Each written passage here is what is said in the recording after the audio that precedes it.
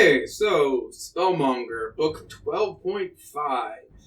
I have been insanely lazy lately, so let me just say thank God for audiobooks because I did not actually read this one all the way through first. But having said that, this is a series of short stories in the Spellmonger universe that takes place, I think, chronologically just after Necromancer, when Min was exiled from Sevendor. And it's a series of short stories involving Olmec, Zagor, Banamor, Dara, and Festara. Broadly speaking, I like the addition of additional voices in this sort of situation to have different perspectives on things. It's always worth noting that you should never over-apply any one theory, and having multiple understandings of a similar situation from differing people makes sense, and it gives you a much greater breadth to the world as a whole. And again, this all does feel like fundamentally that these are the protagonists in their own story. It doesn't feel overly connected to the larger story. It feels like it's its own. It's not a prop for how awesome the main character is. It's a prop to show how awesome all of his subordinates are. And having that less of a focused narrative always makes the story feel somewhat less Mary Sue-ish, for lack of a better term. But okay, each individual story. I believe it starts with Olmec, and he has to deal with a settlement in Talalon, in an area that are causing some trouble. A lot of these stories feel like they're a breakdown of one or two of the more common tropes around the surrounding wizards. So you'll watch Lord of the Rings, and you'll see that Gandalf has a special connection with the hobbits. And then you read this book series, and you find Zagor has a special connection with what are essentially hobbits.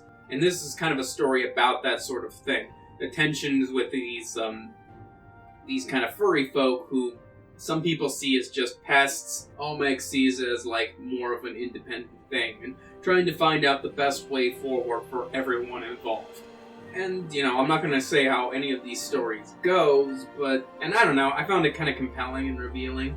The next story is Zagor's, who, I don't know if a lot of people remember this guy. He was the head wizard in the first book, who already had a piece of Erie-Knight, and, tends to be very, kind of a small-scale person in a lot of ways. In a lot of ways, he's more similar to a lot of the conception that people would have when they say the word druid, if that makes any sort of sense. He's very much a in balance with yourself kind of person who's always trying to do things to...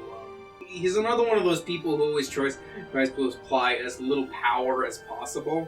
And I do have to say, this is one thing I think this series does really well, the different applications of power in different scenarios. So, like the political power does something that magic can't do. Magical power does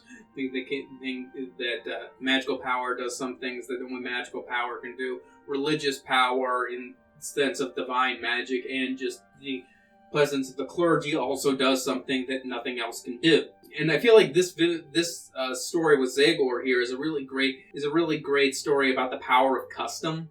How you can get rid of somebody who is causing a problem, who seems invincible, just by applying this different kind of power. It's possible to just go in there and boot out the problem with violence, but it's also possible to handle this all in a completely legal sense and apply power in such a way that you don't have to cause any sort of violence and make everything look like it's just an accident.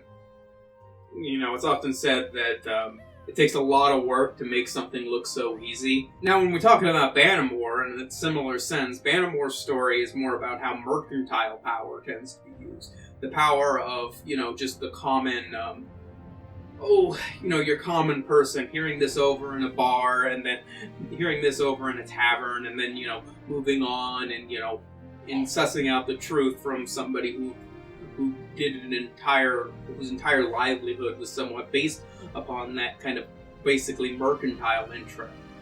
And a lot of his story seems mostly about how do you apply that kind of mercantile power over any other kind of power. In his job as like the spell warden of the entire area, and managing all the magic of the county, right? Barony, yeah. I must say, of all the main short stories, I honestly liked this one the most. I don't even really know why that is. It just seemed to have the most revealing aspects to it, and it had like the most interesting kind of problem to suss out, if you will. You know, one of the stories is basically like just a combat, and one is all the drama is restrained to a market day. You know, one is mostly just talking things out, that kind of thing. And I don't know, I just found this one the most compelling somehow, which is weird because I don't think there was a single fight in this entire short story. But after that, I believe it was Dara's story. Again, this one was mostly just kind of a fight scene. I don't want to say it was a fight scene, but that's where this is where most of the actual combat comes in. And I think in the last book they mentioned that somebody stole easily from an abbey in some sort, and this was kind of that, from that story happening from Dara's perspective.